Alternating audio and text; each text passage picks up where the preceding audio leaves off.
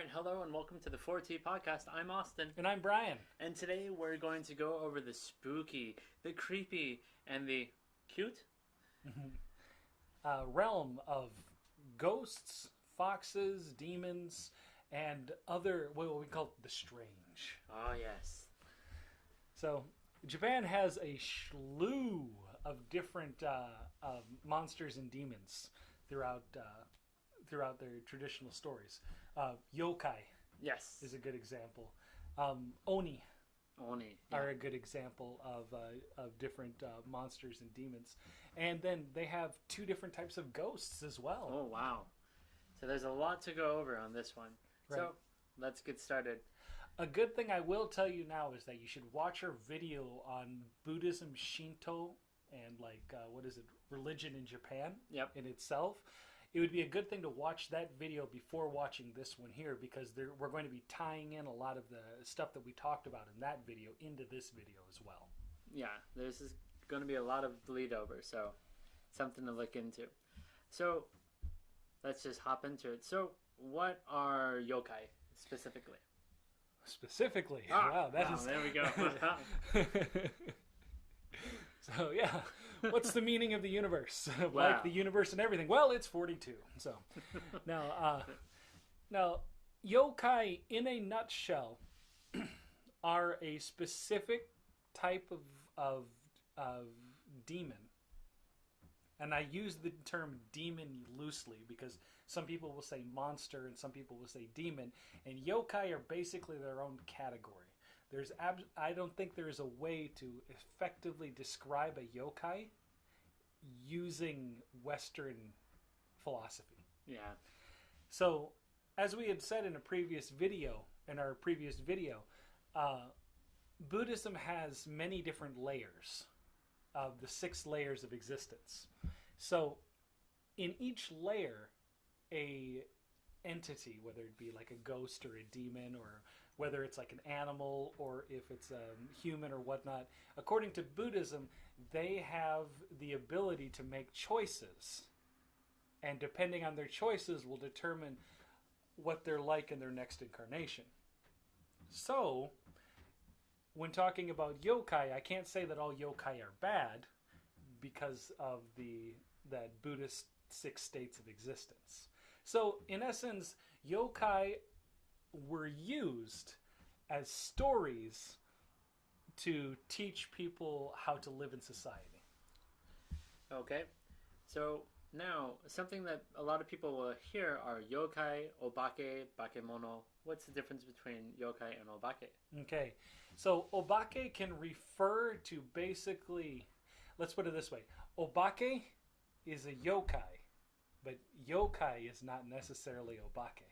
Kind of like how, a square is a rhombus, but a rhombus isn't always a square. Okay. It's kind of the same thing in that realm. An obake can mean just like a specter or spirit. Obake can refer to something that's unseen, like having an effect on the physical world. Right. That can be considered obake. But bakemono usually refers to an entity that is visible, that is affecting the world. Okay. So yokai is basically a specific branding of obake that have a specific story with specific tropes. Okay. Well, let's go into some of the different kinds of yokai then. I know that people will always hear about Hanako-san, the Toire no Hanako-san. There'll be the umbrella yokai. Karakasa. Karakasa. There's all these different kinds of yokai. What are the most common that are told in Japanese folklore, or that you hear about? I would say probably the 3 main ones that you hear the most about in traditional Japanese folklore are Yuki-onna, Kappa, there we go, and Nurikabe. Yes. Those 3 are probably the 3 main stories that you would hear if you were someone to tell you about yokai in Japan. Yes. So let's go over those 3 just a little bit. for people who don't know. So what is the Yuki-onna? Yuki-onna. This is one of my favorite stories. Actually, a funny thing about the story of Yuki-onna is the creator and the writer of the story, the original story, was not Japanese. Nope. Yeah. It was created by a man named Lafcadio Hearn, who immigrated and naturalized in Japan and later became Koizumi Yakumo. And when he created this story, he basically created a story, and I'll just give a brief synopsis of it, unless you would go like ahead. to. Two woodcutters are working in the mountains. A snowstorm comes in. They find shelter. A frost woman comes in, which is Yuki-onna, which basically, Yuki-onna means snow and woman. So like a frost woman, snow woman comes in. She breathes frost breath from her mouth and freezes the older woodcutter. She spares the younger woodcutter just with the notion that he can never tell anybody about this experience. He says, okay. And then later, about 6 months later, he meets a woman with light pale skin, which pale skin in Japan is considered to be very beautiful. Yes. And most Asian countries as well, like Korea, Japan, China, Thailand, Vietnam, Mongolia. Most of the East Asian countries have a history about having pale skin being attractive. Anyway, so he meets a woman with pale skin, very beautiful. They get married. They have 3 kids.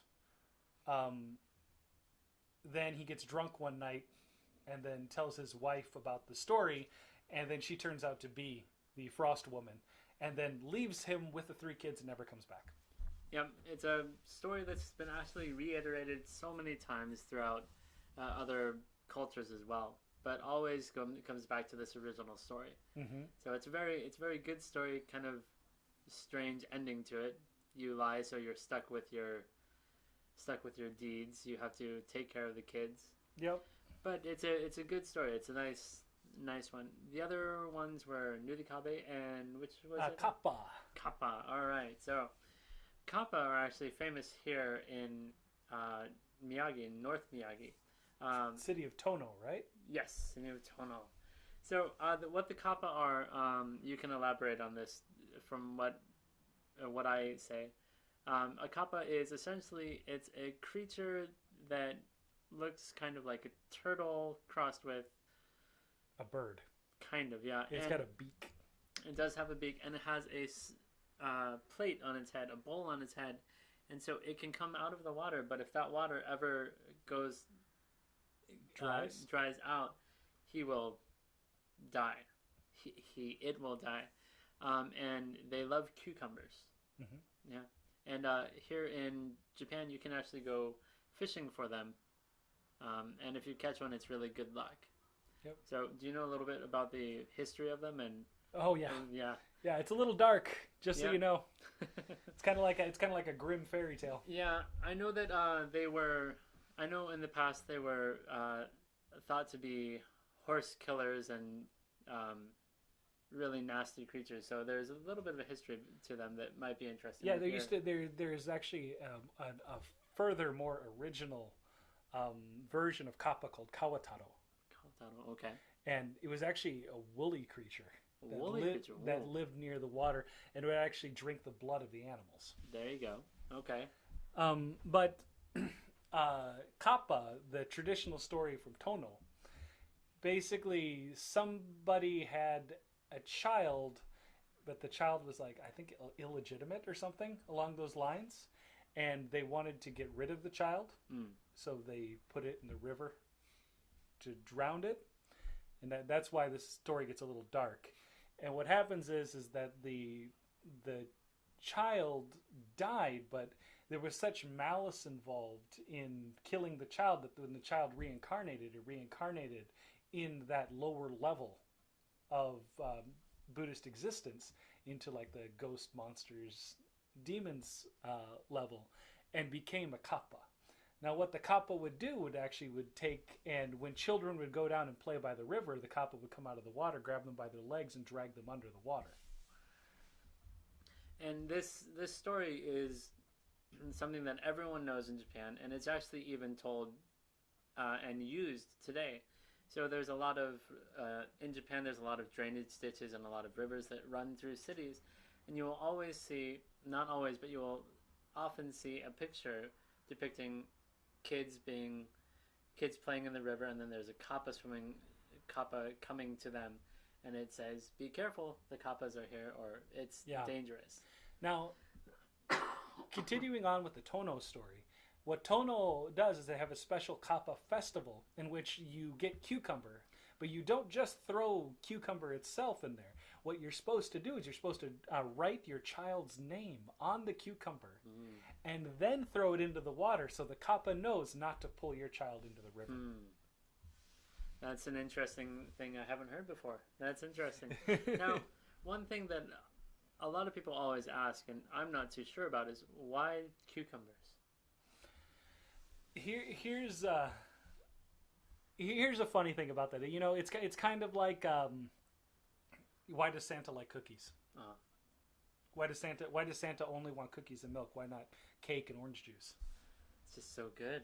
Yeah, I know, but I mean, for a kappa, I mean that's their cookies and milk. Yeah, usually in most Japanese stories, there's a trope a character has of some kind. Right. And there's usually something interesting about that like character, like a specific thing that's kind of like abstract that's interesting about that character. So as an example, you have like kappa, which has a turtle shell, a beak like a bird, and like smooth skin kind of like a frog. Yep. But it eats cucumber. All right, and the other one that is pretty prevalent in modern culture, in all culture, is nurikabe. Now, I know nurikabe from the popular series Geigege no Kintaro. Kitaro, there you go. Where it's a whole yokai world. And the nurikabe is it's a wall that pretty much an impenetrable wall. Mm-hmm. So that's where I know it from. Do you know any other references of it, or with the traditional story? What it is that according to the story, someone is out walking alone, and they're walking along like the walled off gate of like someone's house. And as they keep walking, it seems as if the wall keeps going forever. And later they find out that the wall is moving with them. And the wall has eyes and a mouth. And then it eats them. Gotta watch out for those living walls. Right. One thing is kind of a little side note here, is that when looking at yokai, there is the pre-Tokugawa and post-Tokugawa yokai. Pretty much any story written in pre-Tokugawa, if you meet a yokai, you're going to die. In after the Tokugawa period and during the Tokugawa period, if there's a story about a yokai, there's a chance you're going to live. But if it's pre-Tokugawa, you're going to die. Yeah, that's one thing you'll always see in the stories. Yokai are always there either to cause mischief, to hurt you, or to help you. Yep. And so, like some of them, they're just mischievous and they want to just play with you. Some of them, they are a little more malicious. They're a little more malicious. There you go. And some of them just like to cause you trouble. Some of them have severe OCD as well. Okay, which ones have OCD? Azuki Arai. Okay. Azuki is a type of red bean that's found in Japan, and I think it's the same red bean that we had on the dango here. Yep, the uncle. So Azuki Arai is a bald, looks like a bald old man that holds a wooden basin, and he's constantly washing these beans inside there. And when he finishes washing them, he counts them to make sure that all of the beans are in there, every single one. He has all of them numbered. So, if you were to bump into him and make him spill the beans, he would then chase you and try to hurt you because you disrupted his counting, and now he has to go back and count all of them and wash Ah. them again. So, but that's one called Azuki Arai. And Arai means to wash or clean. Yes. That's an interesting one.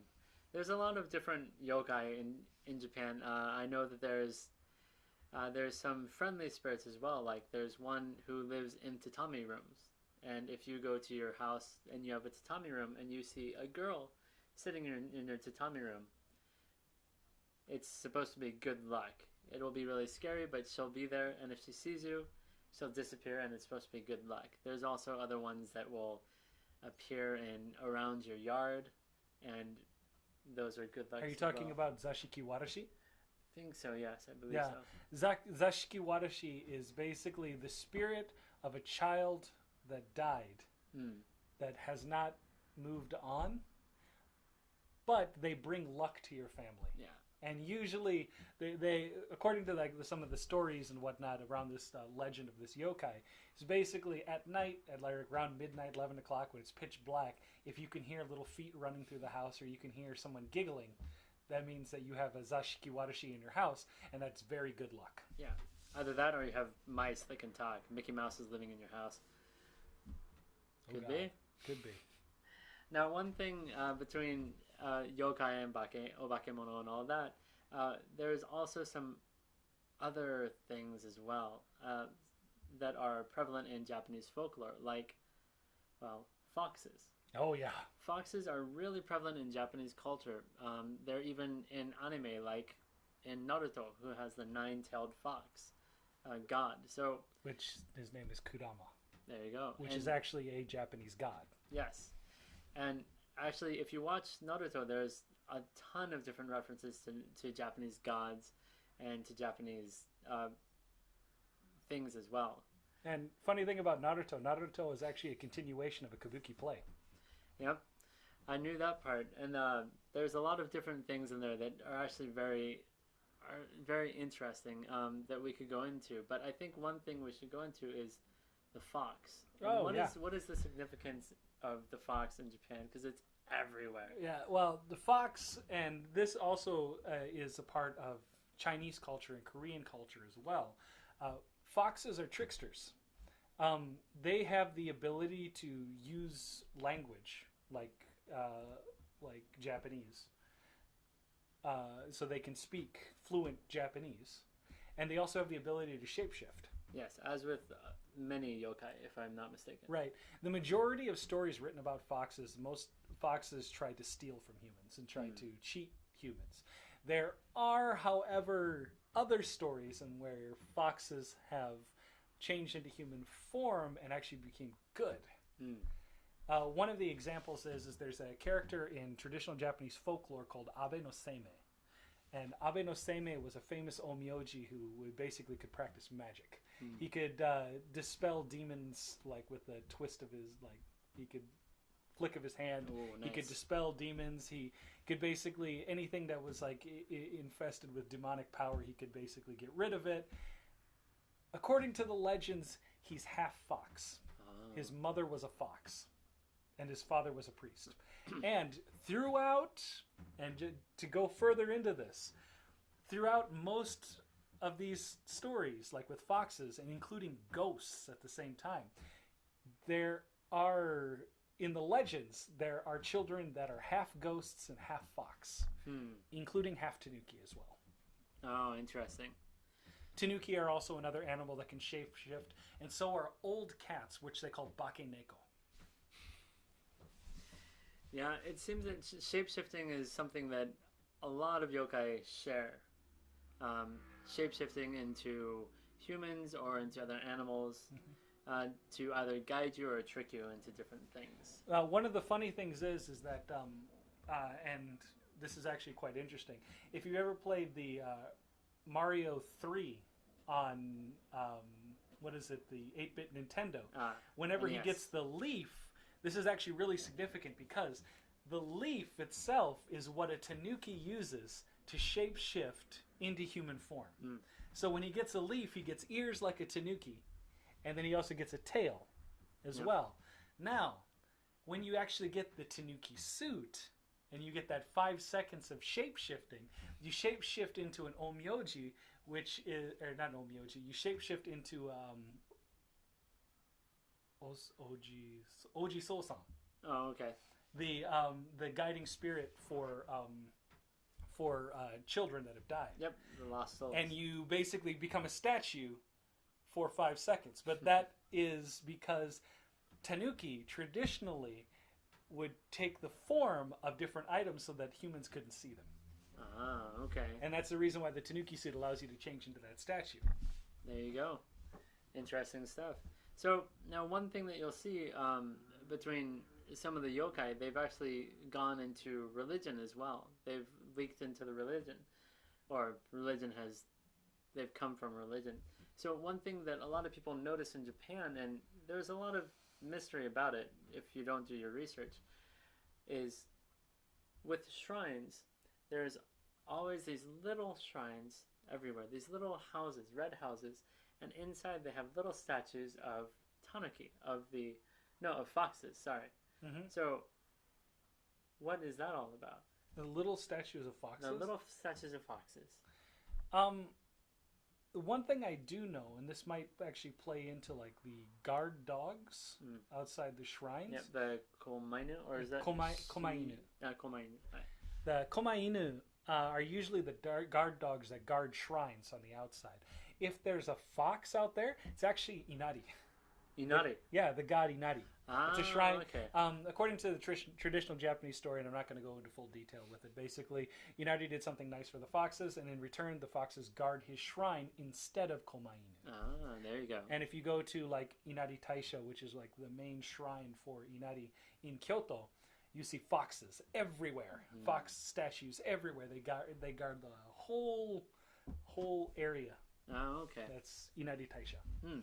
So there's actually an Inari shrine in town here that is back that way.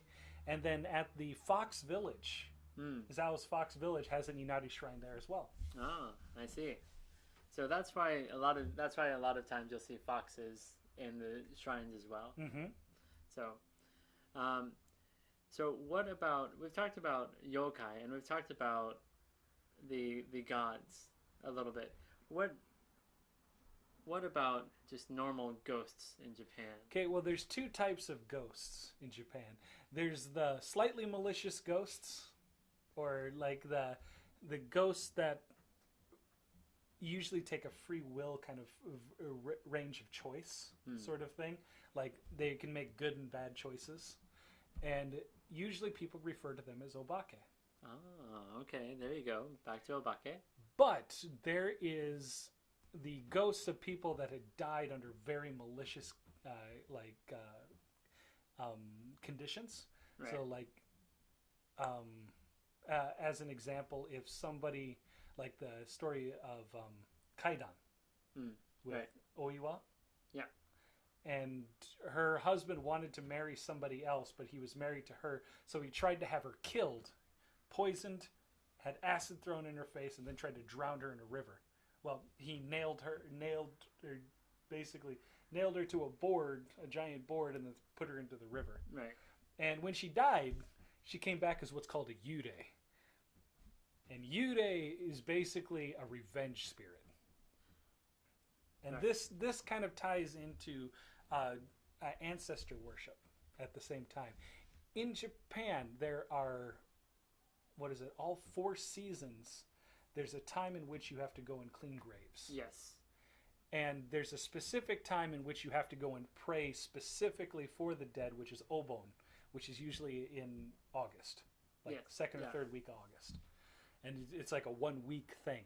Reason being is because the last thing you want to do is piss off your ancestors. If you piss off your ancestors in Japan, they will come back and kill you. Yeah, it's interesting when you look at American folklores of ghosts and everything. They want to kill you. Japanese ghosts, not so much, but then there's the yurei, which are very vengeful. Yeah. So it's interesting. There's a very interesting range of spirits and monsters in Japan. Another thing that's very different between the Western concept of a ghost And the Japanese concept of a ghost is in the West, usually a ghost is a gaseous form or something that's not corporeal. Mm-hmm. Japan, they're corporeal. Yes. Always. Meaning that you could actually reach out and touch them. And they can reach out and touch you. So it isn't like kind of like I felt a push on my shoulder. It was like an actual hand that was attached to an actual body came up and pushed your shoulder. And that's why in movies like Ju-on or any of the others from Japan, you see the people are painted white. They're not CG'd out. They're in person. The actors are there in person. That's why it's always like that instead of I think CG. it was like in, what is it, in the U.S. it was like The Grudge and The Ring. Yep. And then Ringu and Ju-on in Japan. Yep. Which basic Ju-on means grudge, but exactly. Yep. Anyway, so when you see like ghost stories and whatnot from Japan, I mean even ones like there was like Pulse was another one. That was a Japanese one about what is it? There was people disappearing in like this ghost. You got me there. Yeah. Anyway, it was a good movie. I liked it. Pulse. Okay. But anyway, so the ghost can actually reach out and touch you. Now, as I was saying before, you can have children that are half fox. You can also have children that are half ghost. Hence the little kid in The Grudge, the little boy who goes, meow. Right? No, he's not half ghost. He's full ghost. Dang. All right. Well, explain about kids and half ghosts. Half ghost kids. Half ghost kids. So, basically, a ghost can come back to life, or in this case, obake, can come like back to life in a full corporeal body as if they were human, and they can get married. And you can have a child that way. Wow. Fun stuff. Be careful who you marry. Exactly. So, but according to the legends around that is that if you marry a ghost, slowly your life force will be sucked away from you. Ah, that explains a lot. So, like, there's more into that, and that goes into Chinese Taoism and whatnot, and Taoist influence and Buddhist influence in Japan. But I'm not going to go into that. But anyway, so slowly but surely, when I say the life force is sucked out of you, it's like you become more susceptible to disease, you become weak, you become unable to do like regular tasks, and shortly after you die. Basically, the ghost is feeding on your life force. But even during that time, you can have children. Okay. Wow. Lovely stuff. Good. Well, now it's time to power up the podcast with some coffee. Yeah. So while we're on the subject of ghosts and everything, what other... We have Naruto, which is a good example of ghosts and the mythology coming into modern culture. What other ways have you seen that you know of that where ghosts and things have come into the modern culture of Japan, the pop culture? Like, I know there's Naruto and there's Yokai Watch. Yeah, but there's also you also have like Nurarihyon no Mago, the grandson of Nurarihyon, which was a series that was basically a story of the 100 yokai syndicate in Kyoto, which is actually a real thing. Like, it was actually based on the traditional Japanese story. The manga series that they wrote with this, they took it in a different direction, but it's not loosely based. The majority of it is based on a section of the legend. They just built upon that legend is what happened. Oh, okay. So Nurarihyon is basically a character, a yokai. As an example, he's the guy that would come to your restaurant 10 minutes before it closed, and then he would order like large amounts of food and alcohol and whatnot, like run up a bill of like $300. Then when it came time to pay and you went to go give him the bill, he disappeared. There's nobody in the building, but everything was gone. All the food was Oh. eaten, all the alcohol was gone. So, according to Japanese legend, Nodari-hyon is the leader of the 100 yokai in Kyoto, and nobody knows why. Interesting. It's like, yeah, one of those things. It's like, so why is he the leader? We don't know. Just because. Just Deal with because. So. All right. Well, that's obake, yokai, foxes, spirits, movies, anime. Do you have anything else we can talk about? Inside this, I think we've covered a really good section here. All right. If you have any questions, comments, or anything else you would like to add to this, whether it's manga, anime related, or anything you've heard or seen in a story itself, please leave it in the comments below. Yeah, we'd love to hear from you. Mm-hmm. And if you want to reach us at our own YouTube pages or anything else, you can reach me on ALTX. And you can reach me at Gwedo TTJ. And I think that's all for today. Bye. See you.